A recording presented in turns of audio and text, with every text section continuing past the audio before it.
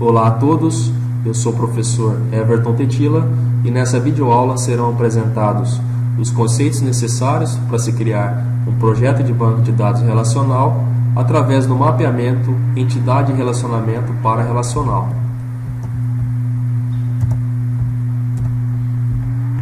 O projeto de um banco de dados relacional ele pode ser criado através do mapeamento de um projeto de esquema conceitual. Bom, turma, na aula passada nós vimos como criar um projeto de esquema conceitual através do diagrama entidade e relacionamento e das suas construções básicas, que são as entidades, os relacionamentos e os seus atributos. Basicamente, existem 7 etapas para se converter as construções básicas do modelo ER em relações. Então, nós estaremos conhecendo nessa videoaula quais são essas etapas e o que elas nos trazem de informações. Para nós nos situarmos um pouquinho em qual fase nós estamos neste momento, dentro de um projeto de banco de dados, foi criada aqui uma animação que mostra que a partir do diagrama entidade e relacionamento, que é o principal resultado do projeto conceitual, é possível realizar-se o mapeamento para o modelo relacional, representado pelo projeto lógico. Depois, o mapeamento para o projeto físico pode ser realizado de maneira automática, por alguma ferramenta case. Nós veremos na próxima videoaula. Considere um exemplo para representar essas 7 etapas de mapeamento. Como exemplo, considere um ambiente bancário representado pelo esquema entidade e relacionamento banco. Desse modo, estou interessado em realizar o mapeamento do diagrama entidade e relacionamento para o modelo relacional, que é este resultado. Mas como que eu consigo realizar o mapeamento do diagrama para o modelo relacional? Uma série de etapas são necessárias. Essas etapas definem essas regras de mapeamento. Por quê? Porque lá no final, turma, uma entidade ela vai vir a ser uma relação que depois será representada por uma tabela no servidor de banco de dados. Em alguns casos, um relacionamento também pode vir a ser uma nova relação, consequentemente virar uma tabela, e até mesmo um atributo pode vir a ser uma relação e consequentemente virar uma tabela. Mas quando que isso acontece? Por isso que eu preciso estar conhecendo quais são essas regras de mapeamento e como elas devem ser utilizadas. Vamos começar então pela etapa 1. Antes, uma pré-condição. Assumimos que o mapeamento criará tabelas com atributos simples de único valor. Isto é, para cada ocorrência de entidade em particular, apenas um único valor para um dado atributo pode ser armazenado. Logo, não poderia ter, numa única tupla, N valores para um atributo. Etapa 1. Mapeamento de tipos de entidade regular. Para cada tipo de entidade regular forte E, crie uma relação R que inclua todos os atributos simples de E. Inclua apenas os atributos simples de um atributo composto e escolha um dos atributos-chave de E como chave primária para R. Logo, nós precisamos, lá no diagrama entidade e relacionamento, localizar quais são as entidades regulares, no caso representadas por banco, cliente e conta. Depois, incluir todos os atributos simples como um atributo nessa nova relação criada. Então, eu preciso incluir os atributos código e nome na relação banco, os atributos saldo, tipo conta e número conta na relação conta e os atributos sexo, nome, CPF, cidade, estado, CEP, número, rua, bairro e complemento, que são os atributos simples que devem ser mapeados para essa nova relação criada. E finalmente escolher um atributo-chave para ser a chave primária dessa relação. No caso, código será a chave primária de banco, número conta a chave primária de conta e CPF a chave primária de cliente. Caso existir mais de um atributo-chave, um atributo deve ser escolhido como chave primária. Por exemplo, se nós tivéssemos aqui o atributo RG, RG também é um atributo-chave. Logo, eu precisaria escolher ou CPF ou RG para representar a chave primária dessa nova relação. Etapa 2. Mapeamento de tipos de entidade fraca. Para cada tipo de entidade fraca F, com tipo de entidade proprietária E, crie uma relação R e inclua todos os atributos simples de F como atributos de R. Depois, inclua como atributos de chave estrangeira de R o atributo de chave primária da relação que corresponde ao tipo de entidade proprietária de F. A chave primária de R é a combinação da chave primária do proprietário e a chave parcial do tipo de entidade fraca F. Então vamos lá para o nosso exemplo, né? Identificando no diagrama qual ou quais são as entidades fracas. No caso, nós temos apenas um caso de entidade fraca representado pela agência. Lembrando que a notação da entidade fraca é representada por caixas duplas, né? Localizada a entidade fraca, preciso criar uma nova relação, chamada agência, né? E incluir os atributos simples, número agência e endereço, né? Depois, incluir o atributo que representa a chave primária da entidade proprietária, né? Qual que é a entidade proprietária de agência? A entidade banco. A chave primária criada para banco, no caso o código, deve ser incluída na relação que representa a entidade fraca. E a chave primária dessa relação será a combinação de número agência e código, né? No caso, nós temos uma chave primária composta. Logo, podemos verificar o resultado desse mapeamento, a relação agência criada, né, com os atributos simples número agência e endereço. O atributo chave primária da relação banco, que foi incluído aqui como chave estrangeira, né, e eles dois juntos formam uma chave primária composta. Tá? Etapa 3. Mapeamento dos tipos de relacionamento binários 1 para 1. Para cada tipo de relacionamento binário 1 para 1 em R, identifica as relações S e T, que correspondem aos tipos de entidade participantes em R, e para o mapeamento existem 3 técnicas possíveis, né, que são as técnicas de chave estrangeira, de relação mesclada e de relação de referência cruzada ou relacionamento. Bom, turma, essa etapa, né, nos informa que nós precisamos identificar os relacionamentos com razão de cardinalidade 1 para 1 no diagrama entidade e relacionamento. Depois, identificar as relações participantes desse relacionamento, né, do lado S e do lado T. E em seguida, utilizar uma das 3 técnicas possíveis. Tá? Cada técnica requer aqui uma certa análise. Por convenção, a primeira é a mais utilizada. Então vamos lá para o nosso modelo. Não existe nenhum relacionamento com razão de cardinalidade 1 para 1, né, no nosso modelo. Logo, essa etapa aqui poderia ser dispensada, né? Mas considere o exemplo para facilitar aqui o entendimento. Dado uma entidade funcionário, né, um relacionamento gerencia e uma outra entidade departamento, nós teríamos um relacionamento com razão de cardinalidade 1 para 1. Visto que um funcionário gerencia no máximo um departamento e, ao mesmo modo, um departamento é gerenciado no máximo por um funcionário. Tá? Essa etapa nos informa que, caso exista um relacionamento binário 1 para 1, como é o caso de gerencia, eu preciso identificar as relações S e T, né, que seriam funcionário e departamento, e em seguida utilizar uma das técnicas. A técnica de chave estrangeira determina que eu preciso incluir um atributo em qualquer um dos lados da relação para ser a chave estrangeira do relacionamento. Exemplo, eu poderia tanto incluir na relação funcionário um atributo de departamento para ser a chave estrangeira, quanto incluir na relação de departamento um atributo de funcionário para ser a chave estrangeira. É indicado que se cria um atributo de chave estrangeira do lado de relacionamento que possui participação total. Por exemplo, nem todo funcionário é gerente de departamento, mas todo departamento possui um funcionário como gerente. Logo, seria mais conveniente, né, criar um atributo na relação departamento para representar a chave estrangeira deste relacionamento. Tá? A técnica de relação mesclada determina que eu posso mesclar as duas relações caso exista a participação total dos dois lados, né? Não é o caso aqui do nosso exemplo. E a técnica de relação de referência cruzada ou relacionamento, ela determina que pode ser criada uma nova relação para representar esse relacionamento binário 1 para 1, caso existam muitos valores nulos, né, para as chaves estrangeiras que foram mapeadas. A primeira técnica é a mais útil e deve ser seguida a menos que haja condições especiais, né?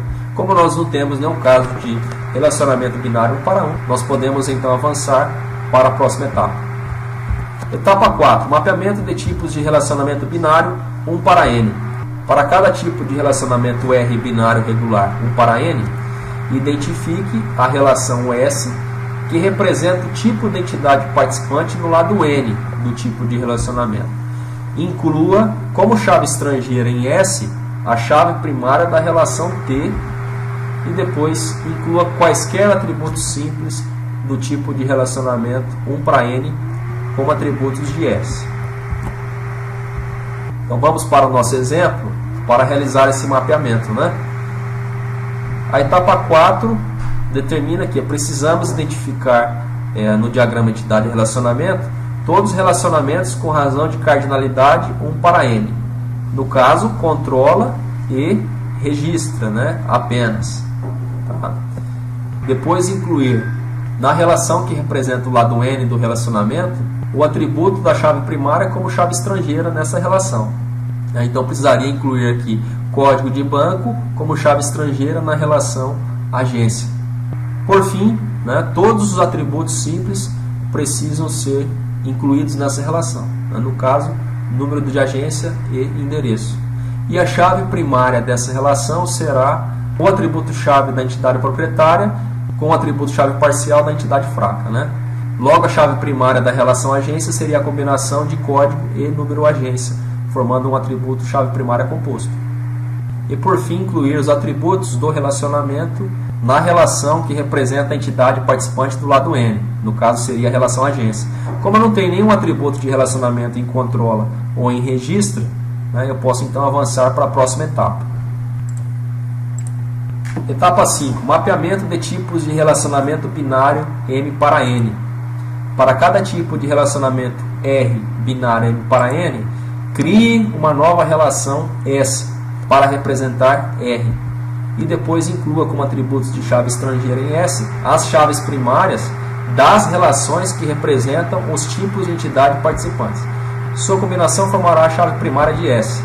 Inclua também quaisquer atributos simples do tipo de relacionamento M para N como atributos de S, né, caso existir. Vejamos o nosso exemplo. Nós temos apenas um relacionamento com razão de cardinalidade M para N, né? Essa etapa nos informa que a gente precisa criar uma nova relação, portanto eu preciso criar uma nova relação chamada possui e incluir o atributo chave primária da relação cliente e o atributo chave primária da relação conta, né, como chaves estrangeiras para essas relações. Então CPF de cliente seria chave estrangeira para CPF e número conta, a chave estrangeira na relação possui, né, para conta. A combinação dessas duas chaves estrangeiras para as relações que ela referenciam forma a minha chave primária composta dessa nova relação criada. Além disso, eu preciso incluir os atributos simples deste relacionamento para essa nova relação criada. Logo, data início precisaria também ser incluído nessa nova relação. Como resultado do relacionamento possui, né, eu tenho então a relação histórico, né? A relação histórico foi renomeada do relacionamento possui, né, para facilitar aqui a interpretação desta relação. Tá? Os atributos CPF de cliente e num conta foram incluídos como chaves estrangeiras, né, para as relações participantes, ou seja, CPF de cliente é uma chave estrangeira que referencia CPF lá na relação cliente e num conta é uma chave estrangeira que referencia o número da conta lá na relação conta. Né? Esses dois atributos juntos me formam a chave primária nesta relação histórica. Tá? E um outro atributo mapeado é o atributo data início, que foi incluído nessa relação por se tratar de um atributo de relacionamento. Podemos avançar então para a etapa 6, mapeamento de atributos multivalorados. Para cada atributo multivalorado A, crie uma nova relação R. Essa relação R incluirá um atributo correspondente a A, mais o atributo de chave primária, como uma chave estrangeira em R. A chave primária de R é a combinação de A e CH. Se o atributo multivalorado for composto, inclua seus componentes simples. Voltamos ao nosso exemplo e precisamos identificar agora, né, nessa etapa, quais são os atributos multivalorados. Né? Como todos sabem, os atributos multivalorados são representados no diagrama entidade e relacionamento como vais duplas. Portanto, existe apenas um atributo multivalorado representado aqui por telefone. Esta etapa determina que é preciso criar uma nova relação para representar esse atributo multivalorado. Logo, uma nova relação chamada telefone precisará ser criada, né? Nessa nova relação eu preciso incluir o atributo telefone para armazenar os valores de telefone e o atributo chave primária da relação cliente como chave estrangeira, né? Esses dois atributos, telefone e CPF do cliente, formarão então uma chave primária composta nessa nova relação criada.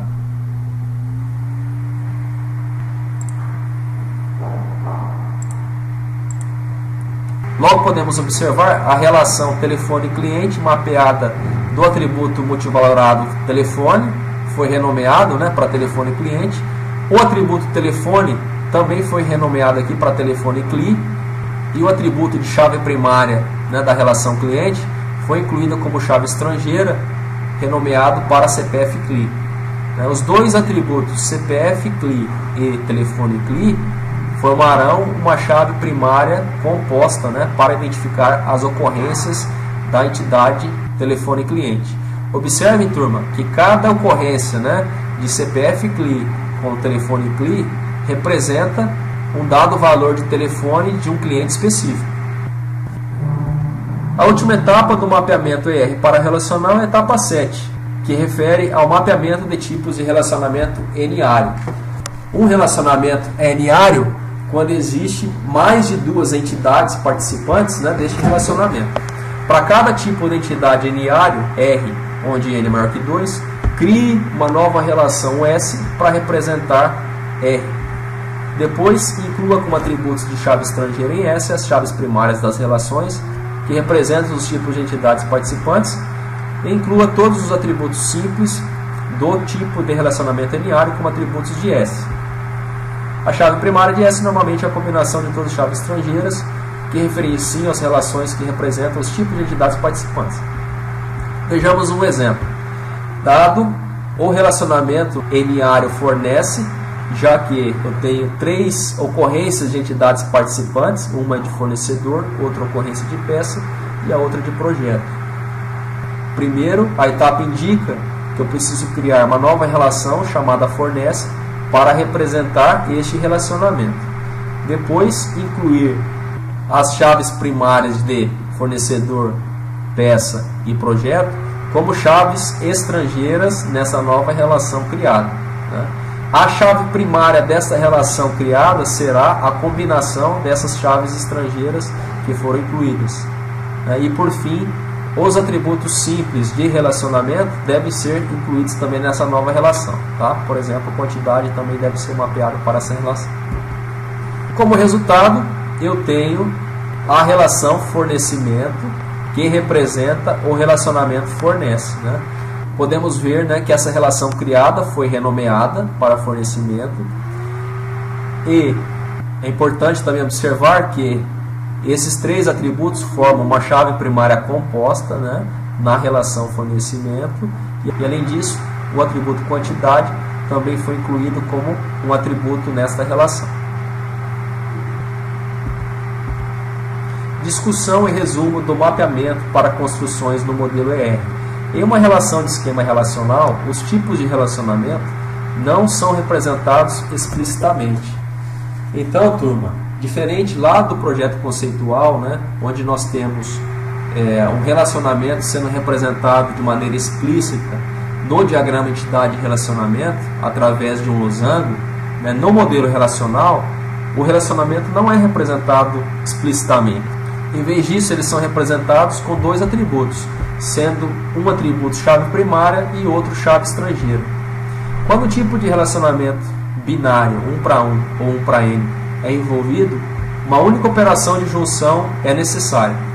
Exemplo, se eu tenho 2 relações, banco e agência, né, e eu quero saber quais agências pertencem a um banco em particular, eu preciso realizar apenas uma operação de junção para recuperar essas informações. Por outro lado, para um tipo de relacionamento binário n para m, 2 operações de junção são necessárias. Por exemplo, considere o seguinte caso: crie um relatório com todas as contas relacionando os seus clientes proprietários. Neste exemplo, eu preciso criar 2 junções. Por quê?